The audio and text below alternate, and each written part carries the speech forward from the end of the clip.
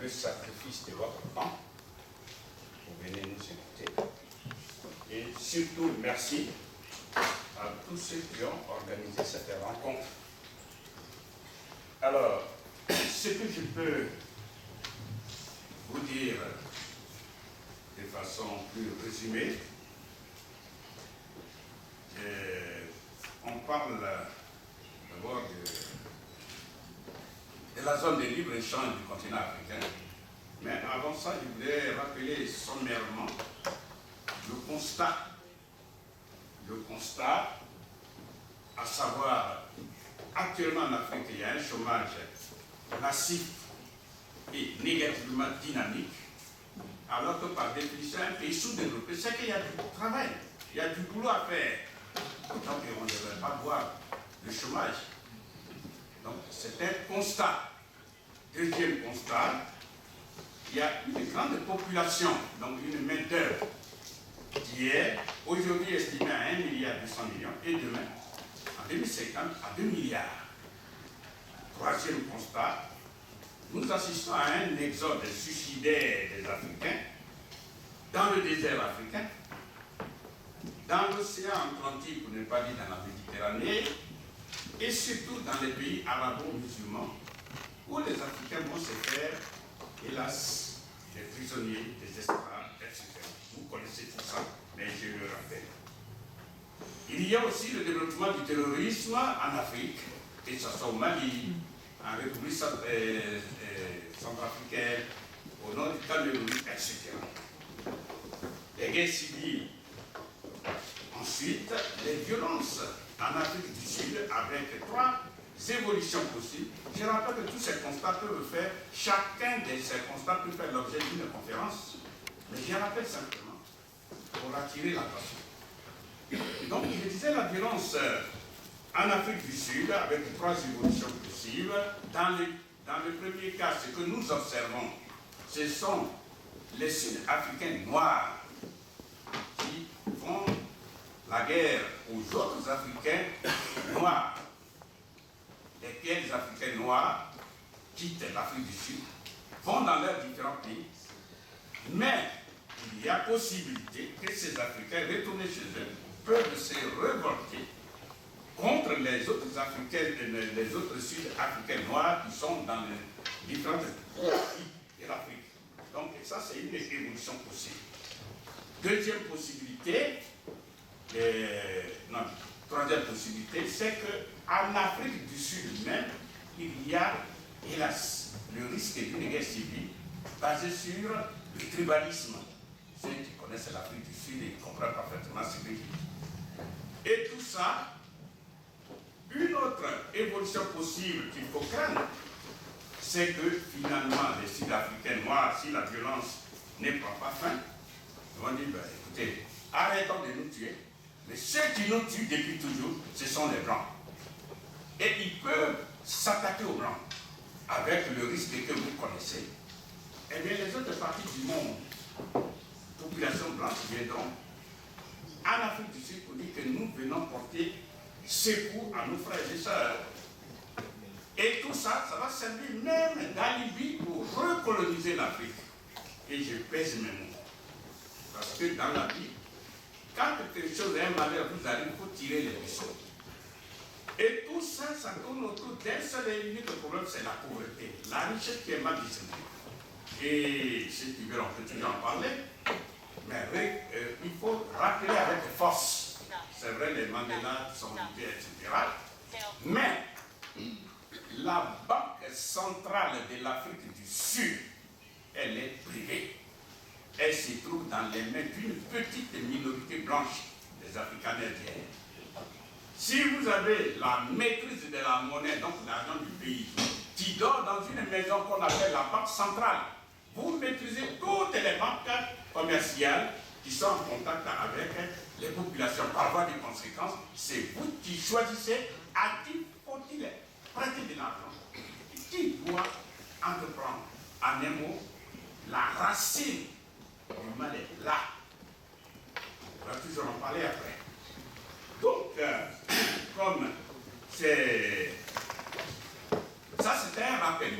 Deuxièmement, nous allons parler maintenant, face à tous ces problèmes, les décideurs africains ont parlé de la Z4, qui n'est pas de la zone de libre-échange nationale.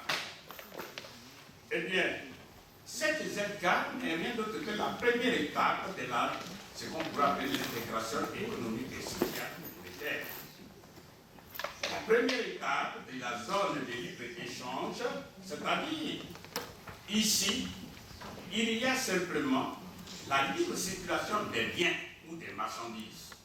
C'est-à-dire, on enlève les barrières douanières, les obstacles non tarifaires, que ce soit les quantités, etc. On les enlève et on fait un échange. Ça, c'est la première étape. Deuxième étape, je vais un peu vite parce qu'il y en a plein, je pourrais donner plein d'exemples. Deuxième étape, c'est qu'on fait ce qu'on appelle l'union douanière, parce qu'à cette première étape, les pays membres conservent chacun une politique douanière à l'égard des pays non membres qu'on appelle les pays tiers. Dans la deuxième étape, il y a ce qu'on appelle l'union douanière, c'est-à-dire tous membres de la zone, eh bien, ils appliquent le même tarif douanier aux autres pays tiers. Troisième étape, c'est le marché commun.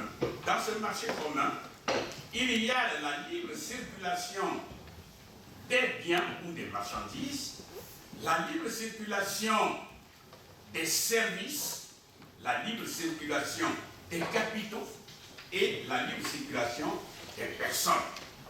Ça, c'est le marché commun. Tout ça, c'est connu. Et ça peut se faire du jour au lendemain si les décideurs politiques africains non seulement prennent conscience des problèmes qui sont en Afrique, mais s'ils ont une décision politique et une volonté politique. Pourquoi? Parce que nous avons vu qu'à Kigali, ils ont dit, bon, il y a le passeport africain.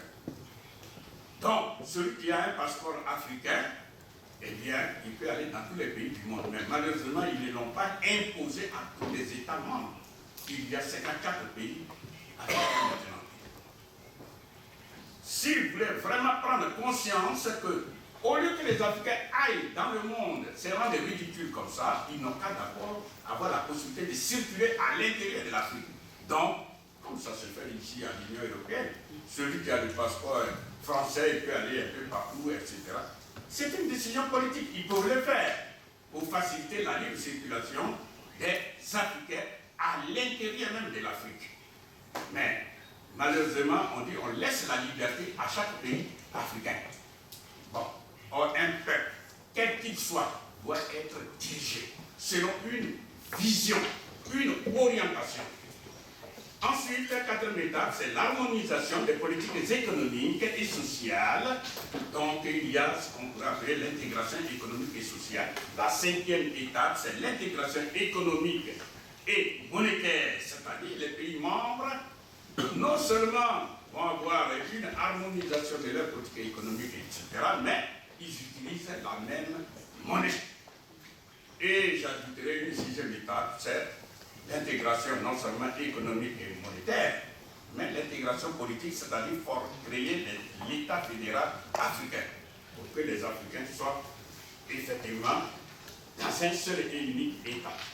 Bien. Quels sont les avantages? Parce que j'ai dit qu'il y a les problèmes réels. Nous venons d'évoquer les avantages de cette intégration économique. Eh bien, il y en a plusieurs, mais je vais simplement survoler et citer quelques-uns, à savoir un très vaste marché, aujourd'hui estimé à 1,2 milliard, et demain, en 2050, à 2 milliards. Il y a le marché. Vous prenez simplement, vous dites, bon, moi, je vais simplement élever les poulets. Sur 1,2 milliard, vous avez un marché de 20 millions. Mais vous devenez très riche tout de suite. Vous dites que je vends des ignames. Le marché est ouvert. Parce que quand on va parler de la conditionnalité, ça veut dire qu'il faut faciliter. C'est une des conditionnalités que je vais développer. Il faut faciliter la libre circulation des gens, des Africains, à l'intérieur de l'Afrique. Parce que toutes les solutions, et je pèse mes mots avec force, toutes les solutions de l'Afrique se trouvent en Afrique et non pas ailleurs. Contrairement à ce qu'on fait. Donc, premier avantage, l'existence d'un très vaste marché. Deuxième avantage, la baisse des prix et augmentation du pouvoir d'achat. Pourquoi baisse des prix? Parce que nous sommes dans un pays, on sera sur un marché où il y a la libre concurrence. Donc, la concurrence est jouant. Et tout naturellement, les prix vont baisser et le pouvoir d'achat va s'accroître. Troisièmement, la grande croissance économique durable. Pourquoi? On n'a pas besoin d'être un économiste. Le temps de nourrir 1,2 milliard de personnes. Et demain, nourrir 2 milliards de personnes. Vous imaginez la croissance? Vous dites que je m'intéresse à la production de riz. Vous n'avez pas besoin d'aller en Asie, vous n'avez pas besoin d'aller en Europe. Tout est là en Afrique.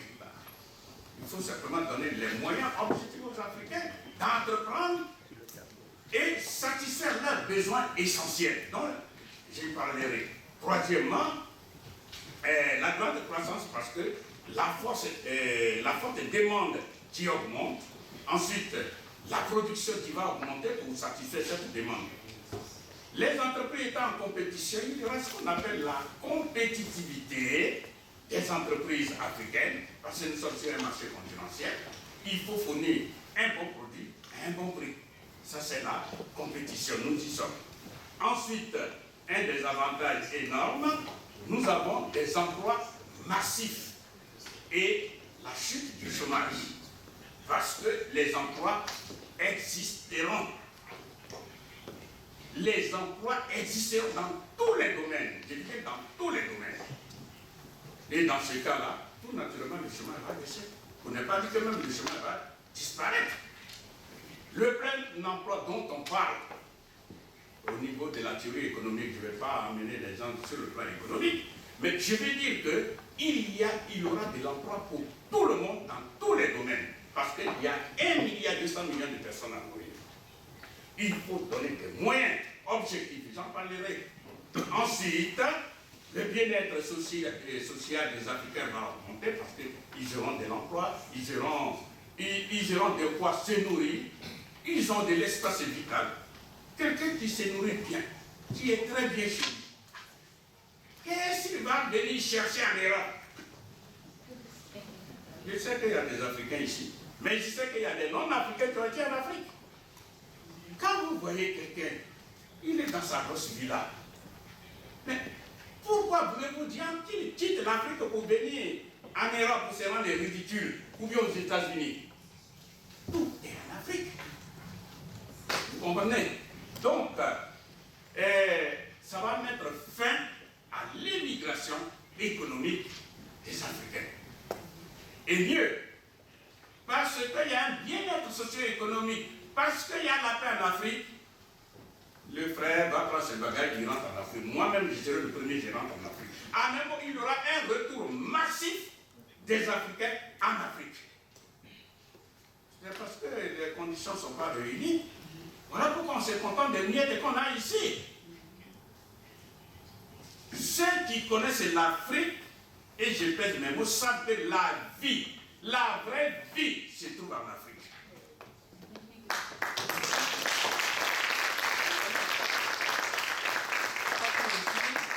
Boulot, dodo. Non, c'est pas ça. En Afrique, vous sentez la vie. Je continue. Ensuite, donc au niveau des avantages toujours, il y aura le transfert effectif des technologies. Pourquoi?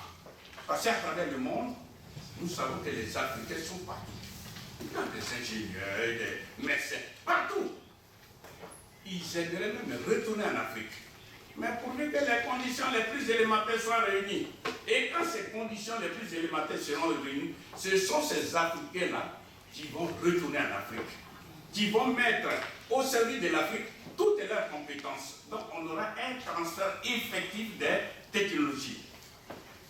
Un des avantages énormes, l'innovation et la productivité des entreprises en concurrence.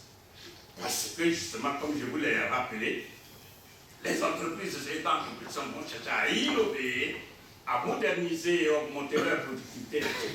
Et Dieu sait, aujourd'hui, à travers le monde, les jeunes Africains qui sont aux États-Unis, en Australie, partout, mais il y a de brillants cerveaux. Des brillants cerveaux. Tout cela, ils aimeraient bien rentrer en Afrique. Mais encore faudrait-il réunir les conditions pour que quand ils viennent, le continent ne leur soit pas agressif. C'est ça le fond du problème. Et au niveau de la sécurité, l'intégration économique, monétaire et politique permettra aux Africains concernés de mutualiser leurs efforts contre le terrorisme qui les frappe chaque jour. Vous le savez ça. Maintenant, quelles sont les conditions de succès pour cette intégration dont on parle? Pour nous, il y en a 3.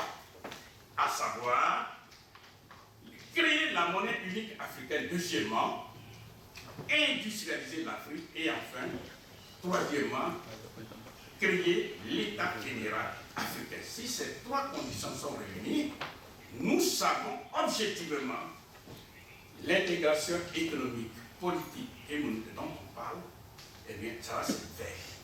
Alors, compte tenu de la contrainte temporelle qui m'est imposée, je vais m'appesantir sur le problème de la monnaie unique africaine.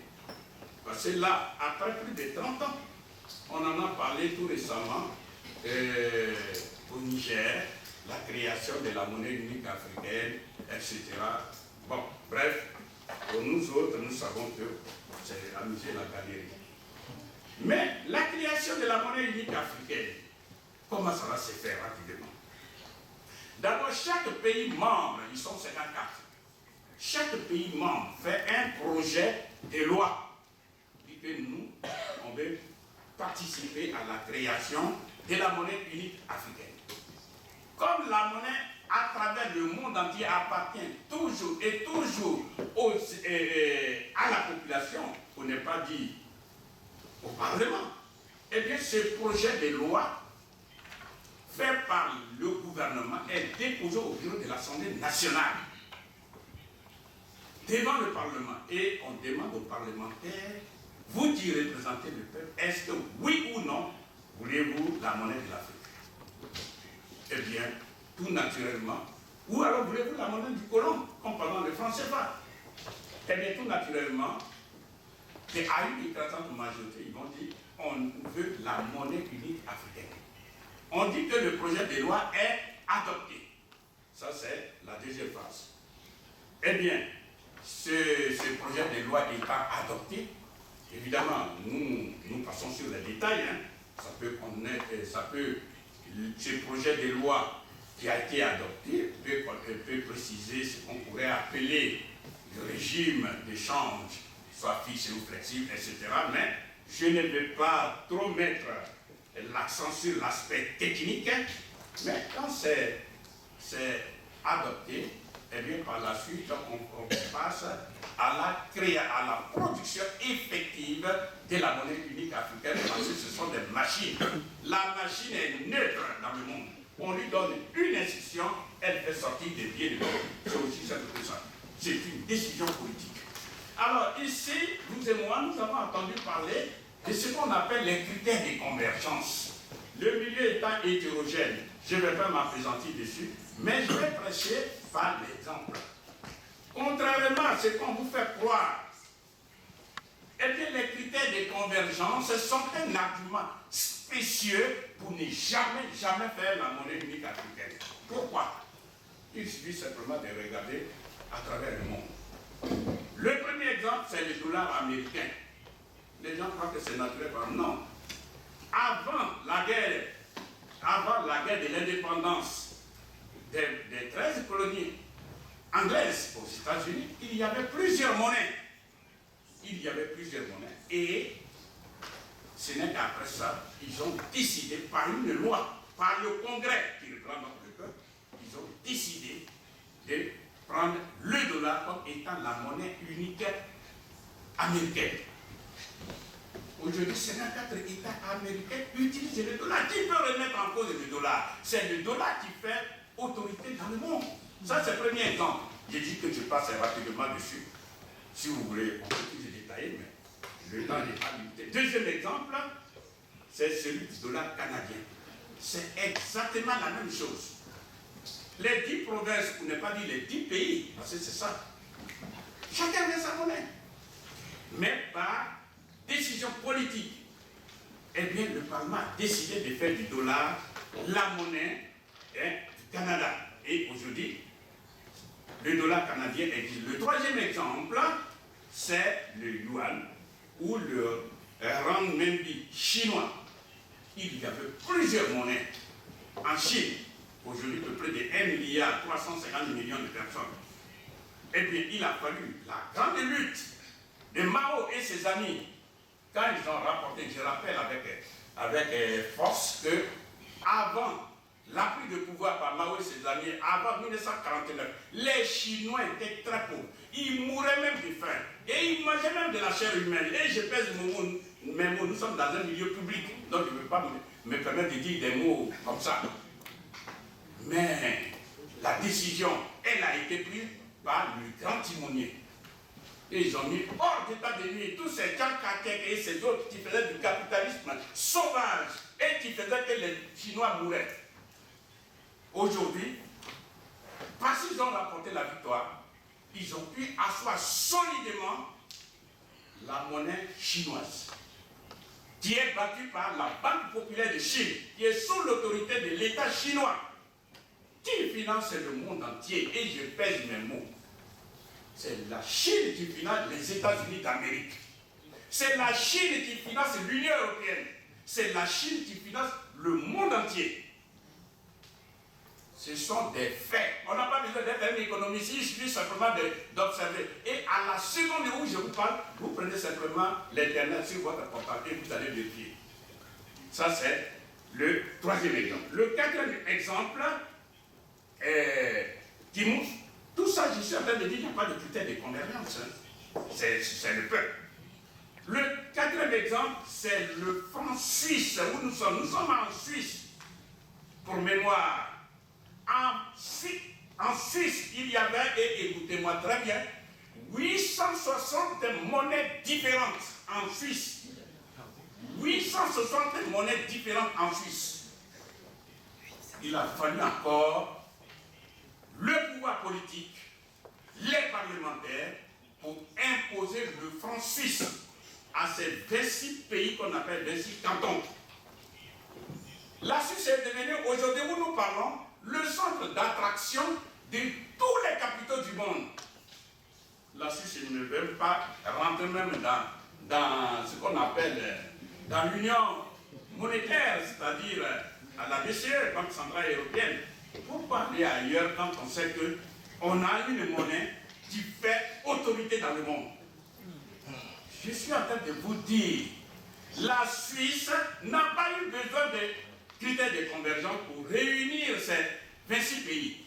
Et je peux continuer comme ça. Et enfin, le dernier exemple sur lequel je vais m'arrêter volontairement, c'est le franc des colonies françaises d'Afrique, en abrégé le franc CFA.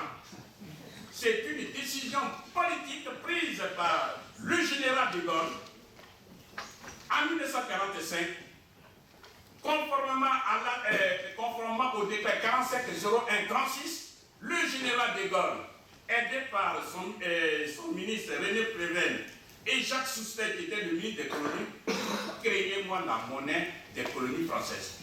Ce n'est même pas passé au Parlement. C'est une décision politique. Et ils l'ont créé, ils l'ont imposé à tous les pays qu'on appelle les colonies françaises, françaises. Quand ces différents pays ont eu leur indépendance, ils ont dit, mais l'indépendance politique d'un pays s'exprime par la souveraineté monétaire. Ils se sont retirés. Et malheureusement pour nous qui vous parlons, il y a les dernières colonies qui continuent de magnifier encore le franc des colonies françaises d'Afrique. Il y a encore 15 pays qui utilisent. Ce que je suis en train de dire, Au niveau de l'Afrique, quand on vous parle des critères de convergence qui bloquent la création de la monnaie unique africaine, ce sont des faux arguments. Le jour que les Africains prendront la décision politique de battre la monnaie et suivre les exemples de ceux qui ont réussi, vous verrez que la monnaie unique africaine verra le jour. Ensuite, après avoir pris ces exemples-là, nous disons tout simplement qu'il ne s'agit pas de suivre le modèle européen, comme si ça dit, on va aller par petits pas, parce que c'est de ça on parle, etc. On a commencé à 6, etc. Nous sommes dans une extrême urgence. Donc, on pourrait continuer pour dire que, bon, si on fait la monnaie unique africaine, qui va la garantir? Parce qu'on parle de ça. Eh bien, nous disons froidement que la monnaie unique africaine sera garantie par les Africains eux-mêmes et surtout par la valeur synthétique des matières premières stratégiques que détiennent les Africains, que ce soit l'or, le diamant, etc. Et pour mémoire, Kadhafi avait réuni lui seul 153 tonnes d'or, 153 tonnes d'argent pour créer la monnaie unique africaine qu'il appelait le dinar or. Vous le savez, et grâce à ça, il a été exécuté. Mais la fin de Kadhafi ne veut pas dire que c'est la fin de l'Afrique. Donc les Africains doivent continuer pour créer la monnaie unique africaine. Parce que c'est grâce à la monnaie unique africaine que l'Afrique peut connaître un autre sort. Et pour mémoire, il n'existe pas un seul pays d'Afrique dont le sous-sol est pauvre. Je dis bien, il n'existe pas un seul pays africain dont le sous-sol est entièrement pauvre. Donc on peut décider de façon politique que chaque pays apporte ne serait-ce que 15 tonnes d'or par an et sur 10 ans. Vous verrez que au bout, sur les 54, parce qu'ils sont 54, la Banque centrale africaine aura 8100 tonnes d'or. Ça a dû dépasser même les États-Unis, etc. Mais encore faudrait-il avoir confiance en soi. Qui peut contrôler la Banque centrale africaine? Mais c'est le Parlement africain. C'est le Parlement africain qui va contrôler aussi bien la gestion de cette Banque centrale, tout comme la gestion même de cette monnaie unique africaine. Évidemment, on pourra dire tout ce qu'on voudra, mais je rappelle que les Africains formés sont partout dans le monde. Donc on pourra utiliser toutes ces forces-là. Et pour mémoire, je dis, il suffit de prendre le cas de la Chine. La Banque centrale populaire chinoise est sous l'autorité du peuple chinois, du gouvernement chinois. Alors souvent les gens disent, voilà, on veut que la Banque centrale soit indépendante et on la met sous la coupe du Fonds monétaire international ou de la Banque mondiale. Nous ne voulons pas de ça. Ce sont des Africains qui meurent. Et le remède est connu. Il faut simplement donner les moyens aux Africains. Ce n'est pas avec la mendicité financière internationale qu'on développe un pays, parce que c'est dans ce schéma que se trouvent les Africains. Il faut en sortir. Et pour en sortir, il faut que les Africains partent. Ensuite, je vous ai parlé du cas de l'Afrique du Sud, donc je ne reviens plus dessus. Ensuite, on peut produire donc la monnaie unique africaine, ça sera la fin du franc CFA pour ceux qui en ont. Et ensuite, parce que je rappelle que c'est du nazisme monétaire, si vous voulez dans la question, on reviendra dessus. Maintenant, que faire avec la monnaie unique africaine? Nous allons satisfaire les 14 besoins essentiels de l'Afrique. Nous allons les financer, c'est-à-dire financer l'alimentation. Qui dit l'alimentation veut dire l'agriculture.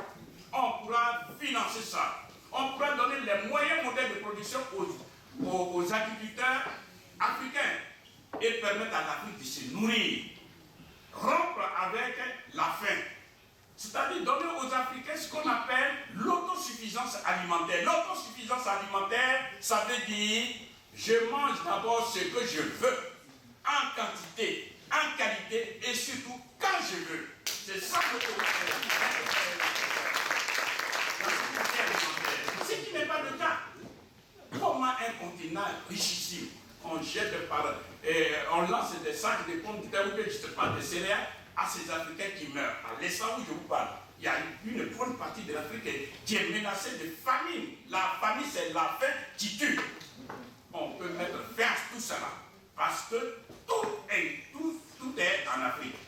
Donc, on pourra financer non seulement l'agriculture, mais surtout, on peut aussi donner de l'eau potable et de l'eau courante à tous ceux qui vivent en Afrique.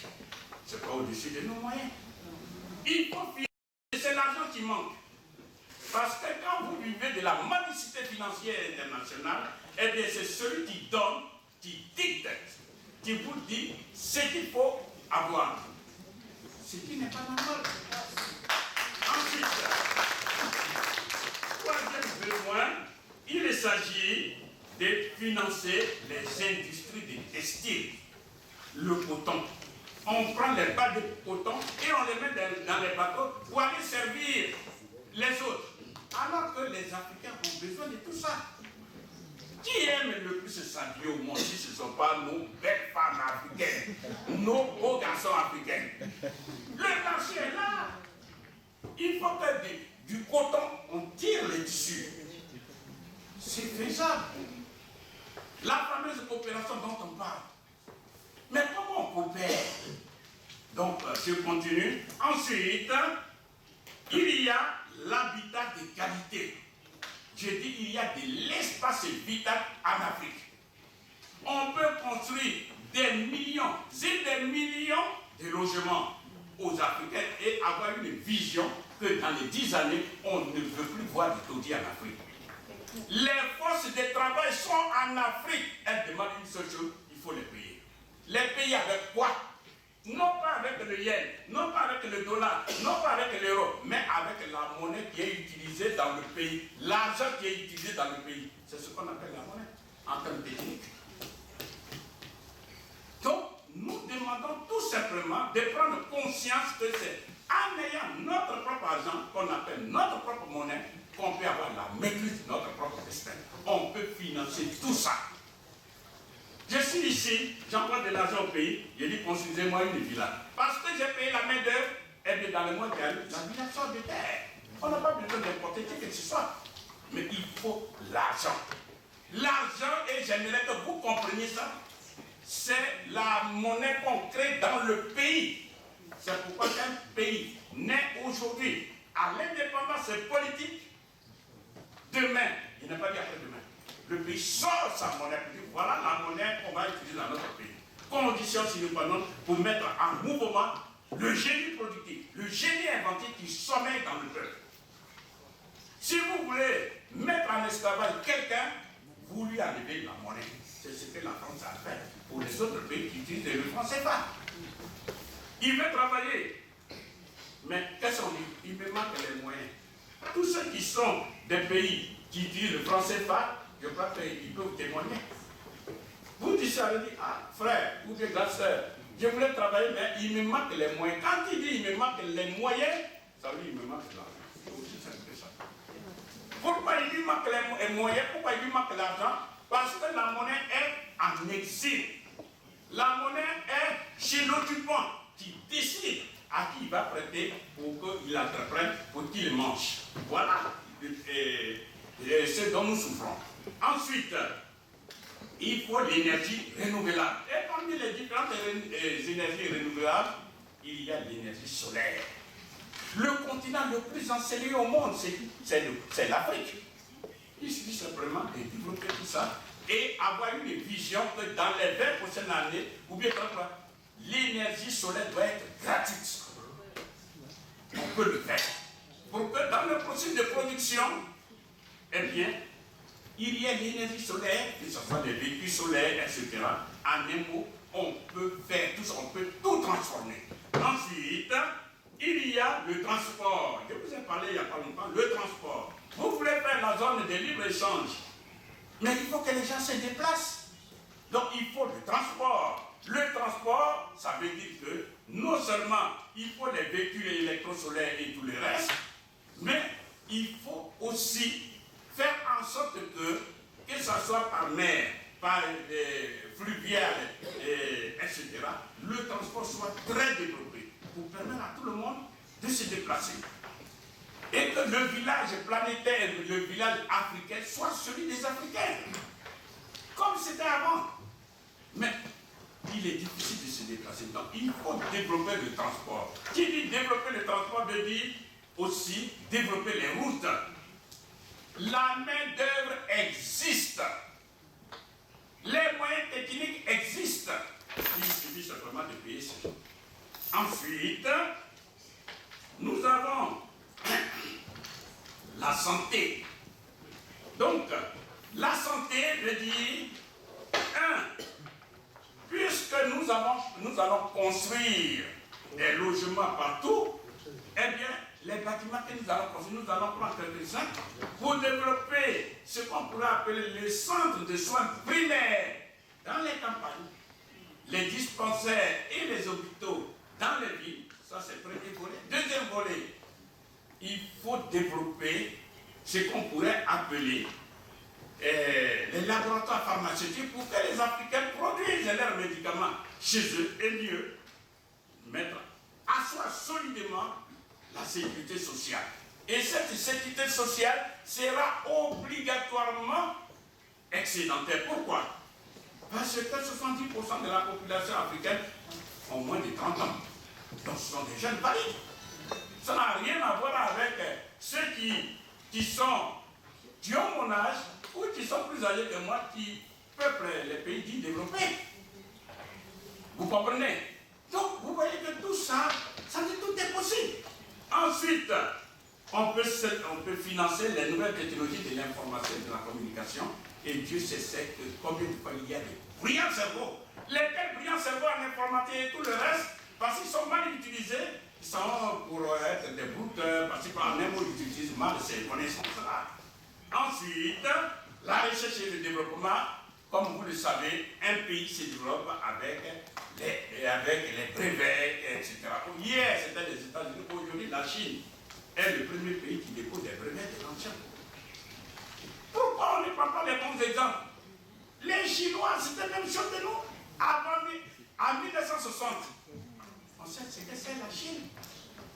En 1960, on sait ce que c'est la Corée du Sud. Et le revenu par habitant de la Corée du Sud était de $690, alors que le revenu par habitant de la Côte d'Ivoire et des autres pays comme le Cameroun, c'était autour de 1000. Aujourd'hui, où nous parlons, le revenu par habitant de la Corée du Sud avoisine les $40 000. Ça veut dire que tout est possible. Il faut avoir le sens de l'honneur et de la dignité de l'homme. C'est ça qui manque le plus souvent aux Africains. Il faut avoir le sens de l'honneur et de la dignité. Il y en a qui se sont convaincus pour dire que l'intelligence a une couleur. Ce qui n'est pas vrai. L'intelligence n'a pas de couleur. C'est un professeur qui vous parle, qui voit tous les enfants, de toutes les races. L'intelligence n'a pas de couleur. Donc, toutes ces forces, tous ces brillants cerveaux, tous ces jeunes qui sont en Afrique, qui sont à la disposition des dirigeants africains, les demandent une chose, être utilisés. Et c'est à défaut d'être utilisés qu'ils prennent le risque d'aller mourir dans les déserts. Enfin, il faut financer la culture, les loisirs et le tourisme. Parce que pour dominer quelqu'un, il faut le dominer sur le plan culturel, il faut le dominer sur le plan religieux. Et à partir de là, il se comporte tel que vous le voulez. Nous devons reprendre sur nous, nous les Africains, cette responsabilité de financer la culture. Et faire un lavage, en tout cas balayer tout ce qu'on a mis dans leur tête. Parce que c'est ça. Enfin, il faut financer l'Union africaine et l'État fédéral africain. Maintenant, tu penses que l'Union africaine ne vaut plus rien, etc. Mais comment voulez-vous que l'Union africaine aille quelque part quand l'Union africaine est financée à 87% par l'Union européenne? Vous imaginez ça? Parce que c'est ça la vraie indépendance. C'est celui qui vous finance, qui vous dit les comportements à avoir. Comment voulez-vous vous révolter contre quelqu'un qui vous nourrit? Si vous le faites, lui, il vous coupe les livres. Donc, nous ne faisons pas des conférences pour faire plaisir, etc. Donc, après le grand art qu'on pourrait appeler la première condition, conditionnalité, c'est la monnaie unique africaine. La deuxième conditionnalité, c'est l'industrialisation. L'industrialisation veut dire tout simplement transformer les matières premières agricoles, minières, minérales et énergétiques en des produits finis qui génèrent de la richesse qu'on appelle les valeurs ajoutées. Lesquelles valeurs ajoutées éliminent de la pauvreté. Voilà cette solution que les Africains n'appliquent pas. Donc nous disons, voilà la deuxième conditionnalité. Et nous savons que pour que ça puisse aller de l'avant, bon, le PowerPoint n'est pas celui que je voulais présenter, mais ce n'est pas grave, je continue. Si on le fait, je prends simplement un cas, celui de la Côte d'Ivoire qui est le premier producteur mondial de cacao, suivi du pays voisin qui est le Ghana. Les deux pays produisent à eux seuls 60% du cacao mondial. Si l'Ivoirien vient avec sa fève de cacao et il rencontre le Ghanéen qui lui aussi a sa fève de cacao, est-ce qu'ils vont échanger? La réponse est non. Donc ils sont obligés de chercher un troisième personnage, c'est celui qui vient de l'extérieur. Lui qui va prendre le cacao là, aller transformer en des tablettes de chocolat et tous les dérivés du chocolat. Et quand ces tablettes de chocolat arrivent dans le pays producteur de fèves de cacao, eh bien c'est trop cher. Il ne peut pas consommer. Donc quand vous puissiez bien comprendre, je vais prendre le cas de la tasse de café que vous pouvez expérimenter dès la sortie de cette conférence. Lorsque vous allez dans un bar, vous prenez une tasse de café. Eh bien, moi j'ai fait l'étude sur le marché français. La tasse de café coûte en moyenne 2 euros. Je ne parle pas des Champs-Élysées, tout ça c'est cher. En moyenne c'est 2 euros. Et j'ai posé la question au barman, monsieur le barman, dans cette tasse de café, vous avez mis combien de grammes de poudre de cacao, de café? Il dit, mais c'est une machine, c'est 8 grammes, 8. Donc par commodité, c'est 10 grammes. Ce qui veut dire quoi? S'il vend 1 kilogramme de poudre de café, 1 kilogramme, c'est 1000 grammes. 1000 grammes divisé par 10 égale 100 tasses. Il a vendu 100 tasses. 100 tasses multiplié par 2, il a récolté 200 euros sur 1 kilo. Question fondamentale. L'Européen, dans ce cas ici, le Français, il a acheté le kilo de café à combien? C'est un fils de paysan qui vous parle maintenant. J'avais 30 ans quand j'ai quitté le village, donc je sais exactement ce dont je vous parle. Ça n'a rien à voir avec les africanistes. On appelle africanistes ces Européens-là, ou bien qui quittent leur continent, qui s'en vont dans les capitales comme Dakar, Abidjan, tout ça. Ils sont assis là-bas pendant 1 mois, 2 mois, ils reviennent et disent, je suis un Africain, je connais l'Afrique, je vais vous enseigner l'Afrique. Ceux-là, ils vont mentir à ceux qui l'ont. Donc je disais, combien coûte le kilo de café? À combien ils ont acheté? Eh bien, dans le meilleur des cas, ils ont acheté, l'Europe a acheté le kilo de café aux paysans à 300 francs CFA. 300 francs CFA, c'est 45 centimes. Auquel s'ajoute ce qu'on appelle le droit unique de sortie, qui est un impôt de 200 francs. 200 francs plus 300, ça fait 500 francs. 500 c'est 0,76 euros que j'ai rendu par commodité à 1 euro. Ça dit le rapport nord-sud, parce que c'est de ça on nous parle. On dit qu'il faut faire le commerce international. Le rapport nord-sud a crié, je vous rappelle, 200 euros. Mais le pays producteur, on lui donne, en arrondissant, 1 euro. 200 moins 1 euro égale 199 euros acquis pour l'Europe. Est-ce que tout le monde me suit ou bien voulez-vous que je vous le parce que c'est un peu grave? Bien, maintenant, on va imaginer qu'ici nous sommes dans une salle qu'on appelle le salon de café. Pour y entrer, il faut payer 200 euros. L'Ivoirien qui a produit le café, il vient à la porte, il a 1 euro. Est-ce qu'objectivement il peut rentrer dans la salle? Il est exclu. C'est ce qu'on appelle cette économie excluant. Excluant qui? Celui-là même qui a produit.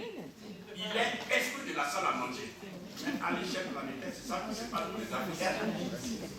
Donc, pourquoi ça en est ainsi? Parce que le producteur, l'acheteur européen, il prend son bateau, il va en Afrique. L'aller-retour, il paye donc le café à 1 kilo.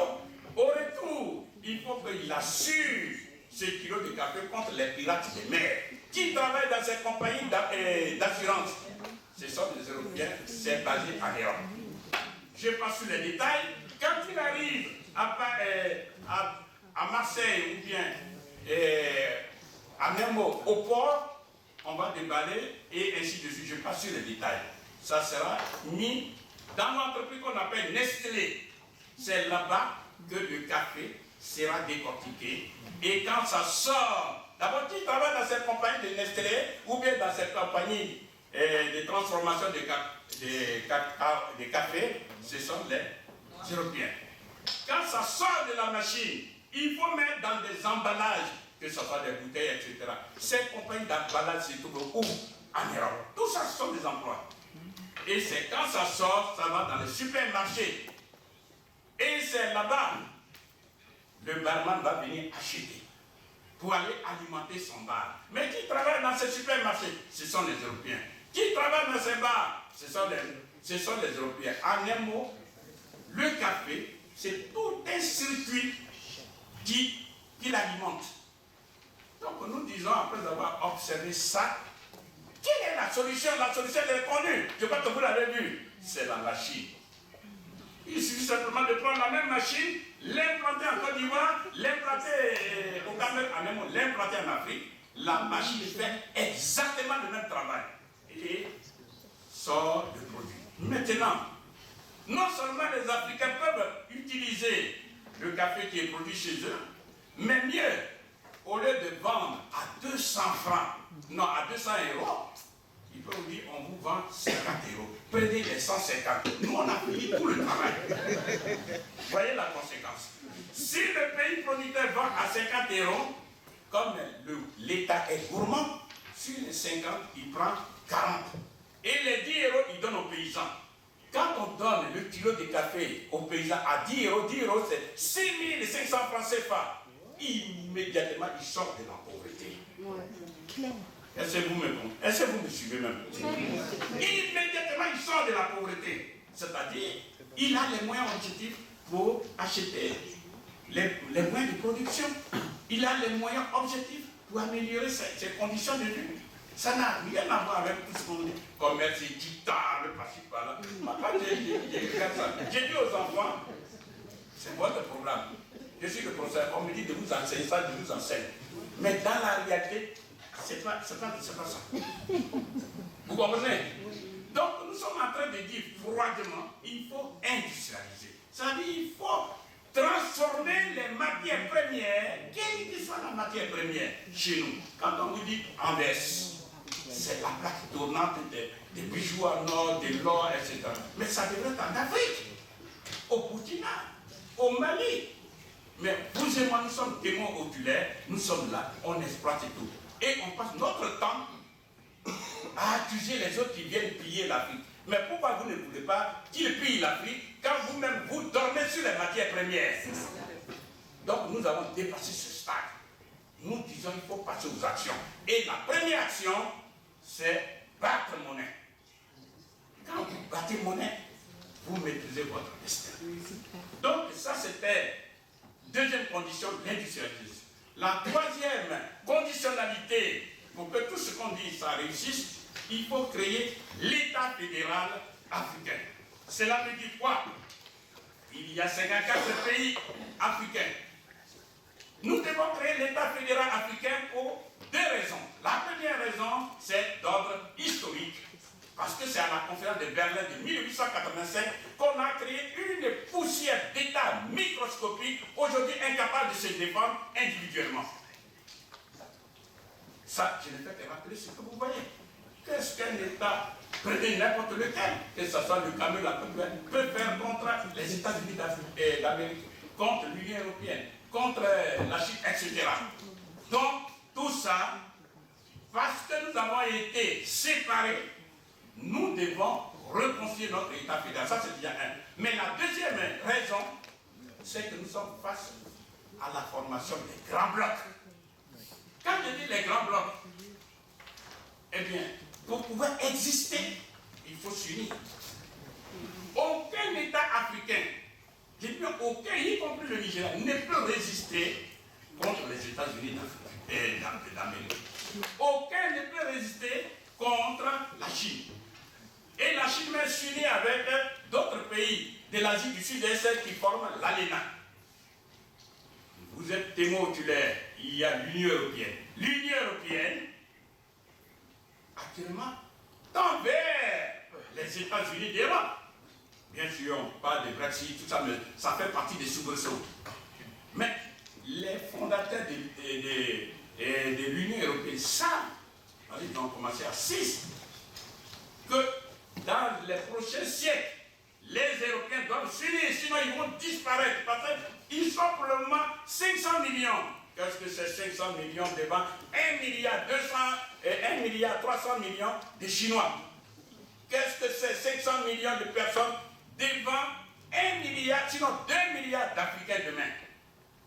Et ainsi de suite. Donc, il y a la formation des grands blocs. Vous regardez à l'échelle planétaire, au niveau des États-Unis d'Amérique, ils sont déjà 50. Et en plus, ils vont s'unir au Canada, au Mexique. Et ils forment ce qu'on appelle l'ALENA, accord de libre-échange nord-américain. Ça, c'est au niveau de l'Amérique du Nord. Tout le Sud, ils forment le Mercosur. Entre l'ALENA et le Mercosur, c'est un seul pas. Dans le siècle à venir, il sera un seul État américain. Et nous sommes là, en train de nous battre dans des micro-États. Ensuite, vous venez au niveau de l'Europe. Voilà l'Union européenne. Vous allez en Australie. L'Australie est à la fois un pays et un continent. Vous allez en Asie, il y a la grande Chine. Et comme je viens de vous rappeler, la Chine qui s'unit à l'ASEAN. Il y a un seul au niveau de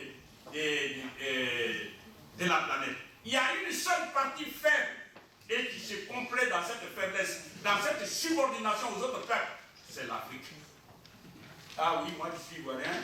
Toi tu es togolais, non? Mais c'est n'importe quoi. Vous comprenez? Donc il faut simplement prendre conscience que pour notre existence, nous les Africains, pour que nous puissions exister demain, nous n'avons pas d'autre choix que de nous unir.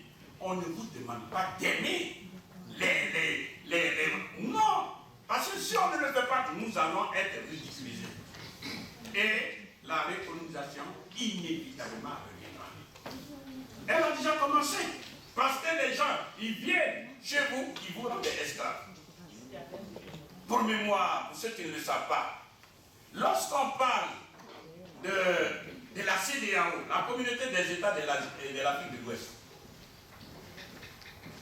pour mémoire, le Maroc qui est au nord là-bas est rentré dans la CEDEAO. Et les autres pays du Maghreb sont en train de venir. Vous allez dire, mais quel est le rapport? Mais d'abord, je vous demande, pourquoi le Maroc vient là-bas? Eh bien, pour mémoire, car c'est l'histoire qui parle, la France passe par le Maroc.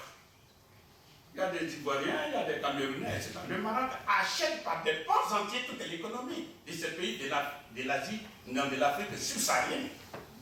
Mais la France et le Maroc ont un dénominateur commun. Parce qu'il y en a qui ne le savent pas. Les pays qui ont maintenu les Africains dans l'esclavage pendant 14 siècles, ce sont les pays arabes.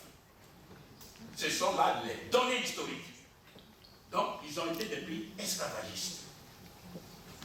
La France et les autres ont été des pays esclavagistes. Donc, la France et le Maroc se retrouvent. Vous comprenez ce que je suis en train de dire? Est-ce que vous voulez que je répète? Parce que c'est grave ce que je suis en train de dire. Le Maroc a quitté la zone franc, mais le premier pays à apporter des investissements directs au Maroc, c'est la France. Le premier pays à apporter des investissements directs en Algérie et en Tunisie, c'est la France. C'est à partir du Maroc que la France fait ce qu'elle est en train de faire. Donc, C'est à nous de prendre conscience de tout ça. On ne vous demande pas d'être gentil. On dit de vous défendre, sinon vous allez disparaître. Voilà la réalité. Donc, je disais l'État fédéral. Ensuite, maintenant, ça sont là les raisons historiques. La question centrale, mais comment faire l'État fédéral aussi complexe que cela puisse paraître dans votre tête? Eh bien, tout simplement.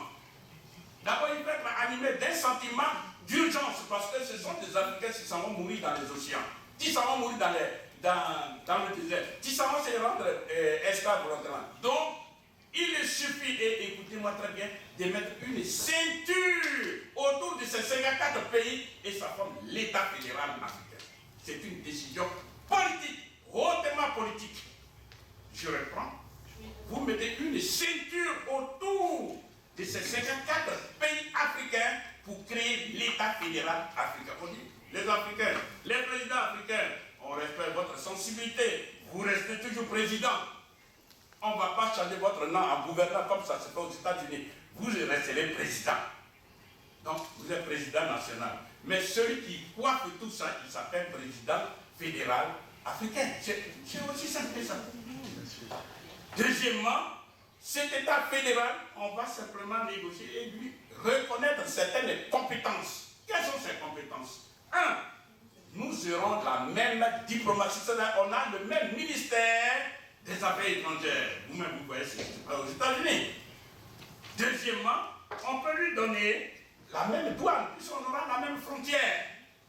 Troisièmement, on peut lui donner ce que j'appelle la même défense. Pour dire, quiconque touche à l'aide d'entre nous, il a touché l'État fédéral africain. Donc c'est la défense, je dirais, fédérale africaine qui va répondre bien. Mais nous sommes là, on nous tue les uns après les autres. Oui. Bon, on me dit le temps, donc je vais aller plus vite. On aura la même petite poste télécommunication, la même éducation nationale, pour ne pas dire fédérale, les trois pouvoirs, on aura ce qu'on pourrait appeler le Parlement africain, etc. Je vais très vite. Et ça dépend d'une seule chose, d'une décision politique, d'une volonté politique, pour dire que ce monde-là, dans lequel nous sommes, non seulement il est violent, mais il sera encore plus violent. Et ce sont les plus forts qui écrasent les plus pauvres. Donc, je résume en disant que toutes les solutions de l'Afrique sont en Afrique. Et malheureusement, je dois conclure. Qu'est-ce qu'il faut retenir? Eh bien, la zone de libre-échange du continent africain, dont on a parlé, n'est que la première étape. Ça peut aller très vite si on est décidé politiquement et si on a une volonté politique. Et surtout, nous disons, avec la MUA, monnaie unique africaine, ensuite l'industrialisation et l'État fédéral africain, non seulement l'Afrique va améliorer le bien-être socio-économique des Africains, mais l'Afrique va améliorer le bien-être socio-économique de toute l'humanité, comme elle l'a déjà fait. Parce que, il faut le rappeler avec force, l'espèce humaine a vu le jour pour la première fois sur la terre en Afrique noire. J'insiste sur le mot noir, même si ça dérange. Deuxièmement, non seulement l'Afrique est le berceau de l'humanité, mais c'est l'Afrique qui a posé les bases de la brillante civilisation mondiale que nous connaissons. Vous le savez, et vous ne le savez pas. On vous dit oui, c'est l'oralité, tout ça. Mais ce sont des mensonges. Hier, on nous a menti. C'était de la falsification. Mais aujourd'hui, nous avons eu accès. Parce que l'Europe qui est là, eh bien, le berceau de la civilisation européenne, c'est la Grèce antique. Laquelle Grèce antique a été l'élève de l'Afrique noire. Nous avons les dépositions de tout ce qu'on appelle les Thalès, Pythagore, tout ça. Quand on dit les dépositions, les livres qu'ils ont écrits, et où ils demander un hommage mérité à leurs professeurs. Tout ça, on les a. Vous allez au musée de Louvre, partout. On les a, on ne peut plus nous mentir. Donc, il s'agit d'une résurgence, d'une résurrection, d'une renaissance de l'Afrique pour que l'humanité puisse connaître un meilleur sort. Parce que quand vous tuez votre maman, eh bien, vous savez que vous ne faites que vous maudire. Vous voyez ce qui se passe à l'échelle planétaire. Donc, l'Afrique a un rôle fondamental à jouer. Et ce rôle, nous ne devons pas fuir cette responsabilité. Nous devons assumer pleinement notre rôle. Parce que l'Afrique porte en elle-même la matrice de l'humanité. C'est pourquoi. Parce que c'est elle qui a mis au monde toute l'espèce humaine.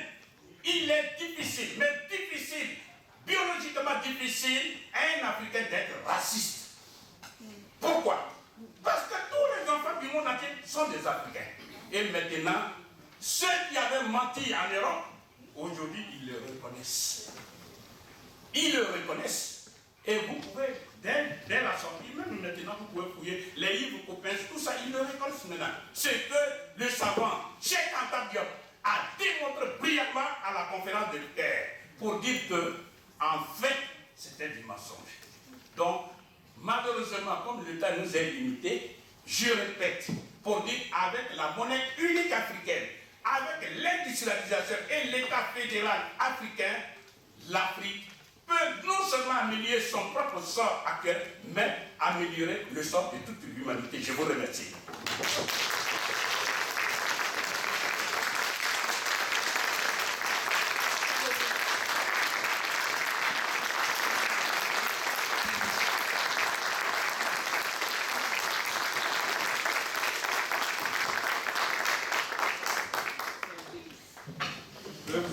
S'il vous plaît.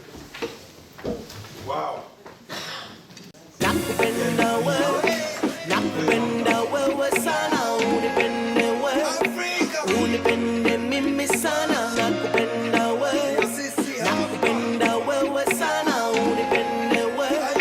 Independent